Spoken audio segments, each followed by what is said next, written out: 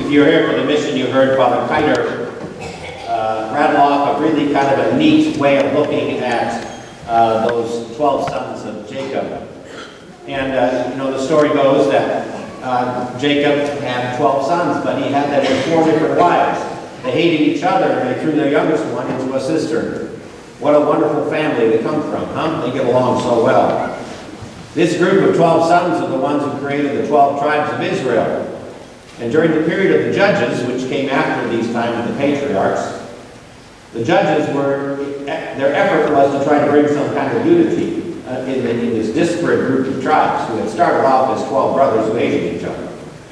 And so, today we get the story of Samuel, one of the last judges, hearing the people clamor for a king. And so he gives them a king. He goes to, let's see, the king was, I can't remember what the name of the king was, because to tell you the truth, this homily is really off the top of my head, so get ready, we're going to take a ride.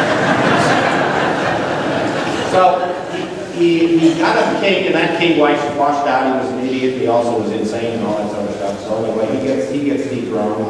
And so Samuel is stuck with trying to find a second king. And so he goes to the house of bread, the house of Bethlehem, and to David's family. And so all these sons are passed before him, and he thinks, oh, this has got to be him. He's tall and handsome, he's strong, he's got to be the king. No, God said, no, that's not him. Finally, they're all have been there, and he said, well, is there anybody else? He said, well, there's David, he's out taking care of the sheep. So they call him in, and finally he's the one. They anoint him, he becomes the king. That king process for David was a long, long process. He wasn't just immediately the king of these tribes. He had to bring them together because they were not willing to come together. The story of the light and the blind man really is culminated in this story in the Old Testament because of the fact that Samuel was looking for, you know, this king, and what he saw was with the eyes of a human being, and not with God's eyes. And so we have to see with God's eyes. And so that's what maybe the theme that comes out of that first reading. And so you see with the blind man, when he is healed, he goes through a process of starting to see with God's eyes. And it isn't just a physical kind of thing. You know, just like Samuel couldn't depend on his physical eyes to pick out the right one, here it was, the blind man with his physical eyes was seeing this man who had healed him and still didn't recognize him. But because of the healing, he ends up calling him at the end, finally, you are the Son of God. You know, he's a prophet, they throw him out, and he finds Jesus again, and Jesus says to him, you know.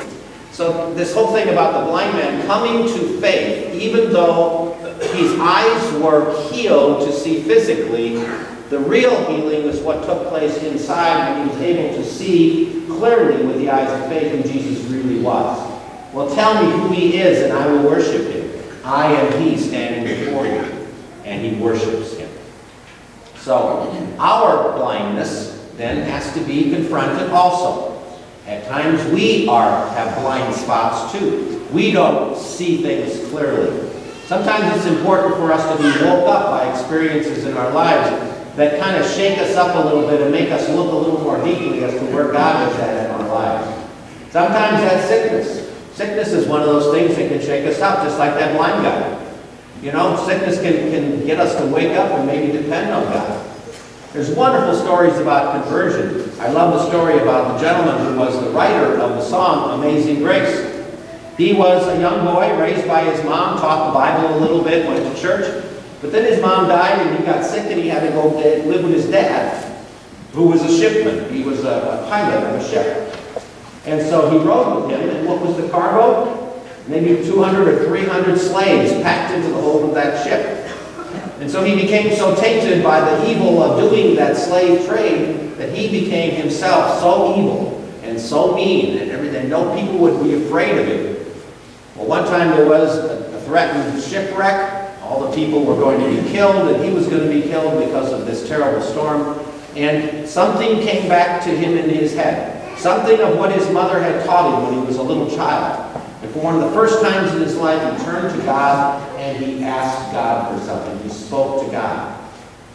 He experienced that, and he even remembers the date. I think it was March 21st is the date that's in the story. He remembers that bolt of light, in a sense, that came into his soul, where he recognized the evil that he was doing and how he needed to change his life. And he literally did change his life. He obviously gave up the trade of slavery and actually went to the seminary as a ordained minister, and eventually wrote that song, Amazing Grace. And in the words, Amazing Grace, how sweet the sound that saved a wretch like me. I once was blind, but now I see. I once was blind, but now I see. And so he was living a life. Yeah, he's making money. He's doing what he thought was right in life. But all of a sudden, his eyes were open and he saw what he was doing. So what's the blind spot in our own lives? We got to ask the Lord, reveal to me the blind spot. Open my eyes and see, where is it exactly that I need to change? I need to be converted. You know, if you think that you are doing good enough when it comes to your relationship with God, I can tell you that's a blind spot, because you're not doing good enough. You're not there yet. I'm sorry, but none of you are Mother Teresa. None of us are perfect. We all have a ways to go. So if we think we're doing good enough, we don't need any more religion in our lives, we don't need any more spiritual development in our lives, then I can say to you, if you're saying that to yourself, then you probably got a blind spot. And so if somebody asks you to make a Cursillo weekend or a CEC weekend, you say, I want to do that. You might have a blind spot. If somebody says to you, why don't you make a marriage encounter? I ain't got time for a weekend. You've probably got a blind spot. So those blind spots in our lives are those spots that tell us that we're doing just fine the way we are. We don't need to go any closer to God.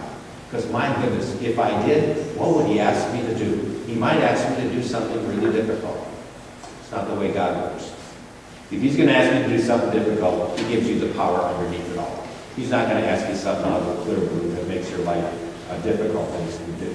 He's going to renew it. He's going to bring life into it. He's going to make you see things like you never saw them before.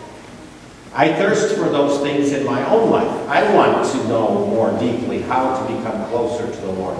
And as I get older and ask myself that question over and over again, how can I become closer to the Lord? I find myself up against my own particular human foibles and problems and bad habits and all that. And I find myself unable to make any progress, as frustrating as it is. And I have to lay myself right in front of the Lord again and say, Lord, I can't do this. You'll have to do it in me. And so the blind spots in our lives can be when we just don't have that desire anymore. We really take one more step closer to the Lord. Hopefully, this story about the healing of the blind man can help us to say, yeah, we can come to a new level of faith. Lord, help us to find those blind spots in our lives, reveal them to us, and then change us for the better.